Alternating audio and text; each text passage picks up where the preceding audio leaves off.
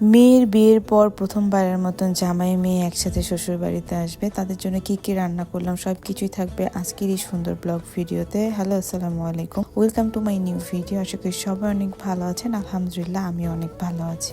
সব কিছু বাজার করার পরও দুইটা জিনিস ভুলে গিয়েছি, যে ঝালের গুঁড়া আর রোস্টের মশলা আনা হয়নি। দেন সামনের দোকান থেকে আমি ঝালের গুঁড়া আর রোস্টের মশলাটা নিয়ে আসলাম। আর আমার শাশুড়ি মা যেহেতু অনেক বেশি ব্যস্ত চাল টাল এগুলা নিয়ে, এগুলো গোছাচ্ছে, তাই আমি আমার মাকে নিয়ে আসছি রান্না বান্না করার জন্য, যে একার পক্ষে আমার এত কিছু করা সম্ভব না। আর ওইভাবে রান্না বান্না মানে জুলুমও হয়ে যায়, তাই মা এসে আমাকে হেল্প করছে। মা একদিকে গরুর মাংস রান্না করছে আর আমি একদিকে রোস্টটা রান্না করছি। পৃথিবীতে মা ছাড়া কখনো মেয়ের দুঃখ কষ্ট কেউ বোঝে না। একবার বলেছি যে আমার শাশুড়ি মা ব্যস্ত, আমি একা কিভাবে এত রান্না করব। দেন সে সকাল সকাল চলে আসছে আমাকে হেল্প করার জন্য। আর এদিকে সব খাওয়া দাওয়া শেষে আমার মনে হয়েছে যে আমি ভিডিও করি না, একটু ভিডিও করে রাখি। দেন দেখেন এখানে আমি মাছ ভেজেছিলাম, ডিম, গরুর মাংস, রোস্ট, দই মিষ্টি, মানে এগুলো সব ধরনের আইটেমই করা হয়েছিল। আর এখানে সবার খাওয়া দাওয়া প্রায় শেষ। সময়ের সাথে সাথে মানুষের ডাকের পরিবর্তন হয়। একটা সময় ওনাদেরকে আঙ্কেল আন্টি বলে ডাকতাম, সেখানে এখন বিআই বিএন বলে ডাকি। ডাকতে অনেক বেশি লজ্জা লাগে, যেহেতু মেয়ে শ্বশুর শাশুড়ি ডাকতে তো হবে, কোনো কিছু করার নেই। এখানে সবার খাওয়া দাওয়া শেষে এখন